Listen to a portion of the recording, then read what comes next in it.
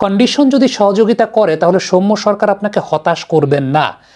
এই কথাটা বলার পেছনে কারণ ছিল যে সৌম্য সরকার কিন্তু গত এনসিএল থেকে ভালো টাচে আছেন। গত এনসিএল এর সময় আমরা বেশ কয়েকটা ভিডিও করেছিলাম যে সৌম্যর ফর্ম নিয়ে, যে সৌম্যকে একদম তার ক্যারিয়ারের ইনিশিয়াল স্টেজের চাইতেও অনেক বেশি মাত্রায় ওয়েল শেপড মনে হচ্ছে, ওয়েল টাচে মনে হচ্ছে টেকনিক ওয়াইজ।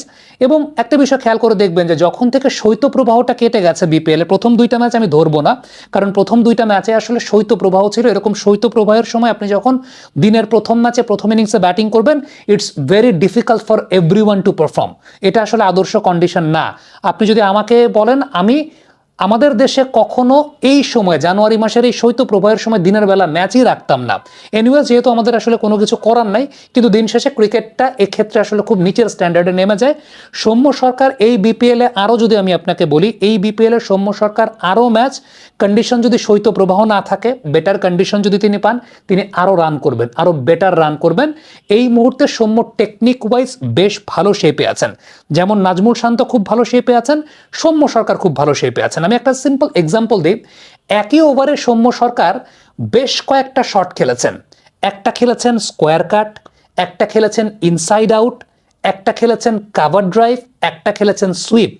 তার মানে একই ওভারে 4 ডাইমেনশনের শট সৌম্য সরকার খেলেছেন। এটাই বহিঃপ্রকাশিত হয় যে সৌম্য সরকার কিন্তু এই মুহূর্তে সব ধরনের শটের জন্য বডি ব্যালেন্স ঠিকঠাক মতো কাজ করছে, অর্থাৎ মাসল মেমোরি তাকে সাপোর্ট করছে। এবং টেকনিক্যাল জায়গা থেকে যদি আপনি চিন্তা করেন, তাহলে যেটা বলতে হবে, এই 4টা শটের ক্ষেত্রেই দেখবেন প্রত্যেকটা শটে যে দিকে খেলছেন সৌম্যর টো পজিশনটা ওই দিকে। খেয়াল করে দেখেন, কাট যেদিকে খেলছেন টো পজিশনটা ওইদিকে, ইনসাইড আউট যেদিকে খেলছেন ফ্রন্ট ফুটের টো পজিশনটা ওইদিকে, সৌম্য যে সময়টাতে কাভার ড্রাইভ করছেন টো পজিশনটা ওইদিকে, সুইপ যখন করছেন টো পজিশনটা স্ট্রেইটিশ। এবং এই জায়গাটাই মূলত তার হেড পজিশনের ব্যালেন্সটাকে অনেক বেশি মাত্রায় ধরে রাখছে। এই ব্যালেন্সের জায়গাটা আমি গত এনসিএল থেকে নোটিস করছি। গত এনসিএলে যখন সৌম্য একটু বড় ইনিংস খেলা শুরু করলেন, আমি তখন থেকে নোটিস করছি বেশ ভালো মতো হেড পজিশনের ব্যালেন্সটা সৌম্যর থাকছে because of his to position. গত ম্যাচে, এই ম্যাচের আগের ম্যাচে সৌম্য যখন প্রথম পুল শটটা করে 6 মারলেন না, ওই পুল শটটার টো পজিশনটা একটু লক্ষ্য করে দেখবেন। ওই পুল শটটার টো পজিশনটা কিন্তু একদম স্ট্রেট, এবং শটটাকে এক্সিকিউট করার পর ফলো থ্রুর সময় তার মাথা থেকে যদি আপনি নিচের দিকে একটা লাইন টানেন, একদম পা বরাবর একটা লাইন টানতে পারবেন। ইভেন অন সাইডে সৌম্য সরকার আরেকটা তানজিম হাসান সাকিবকে একটা অন ড্রাইভ করেছিলেন, লফটেড অন ড্রাইভ, চমৎকার একটা লফটেড অন ড্রাইভ। আপনি টো পজিশনটা লক্ষ্য করে দেখবেন। এবং সেই সাথে শটটা খেলার পর মাথা থেকে একটা স্ট্রেট লাইন টানলে একদম সরল রেখায়।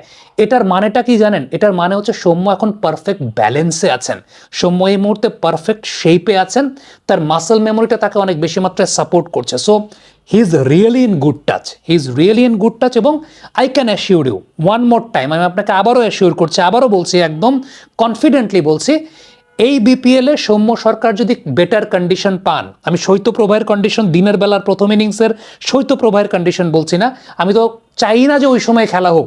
এখন তাও একটু মনে হয় রোদ উঠছে, লাস্ট 2-3 দিন ধরে সিলেটের কন্ডিশনটা বেটার, তাও আবার একই উইকেটগুলোতে বারবার খেলা হচ্ছে। সো ইটস রিয়েলি ডিফিকাল্ট দিনের বেলার প্রথম ম্যাচটা। আদারওয়াইজ সৌম্য বেটার কন্ডিশন পেলে সৌম্য এই বিপিএলে আরও ভালো খেলবেন, আরও বড় ইনিংস সৌম্য দেখাবেন, এটা আমি আপনাকে গ্যারান্টি দিতে পারি। আমি 2টা প্লেয়ারের কথা বলবো এই বিপিএলে যথেষ্ট ভালো টাচে আছেন। একটা হচ্ছেন নাজমুল হোসেন শান্ত, আর একটা সৌম্য সরকার। কমেন্ট বক্সে দর্শক আপনাদের মন্তব্য মতামত জানতে চাই।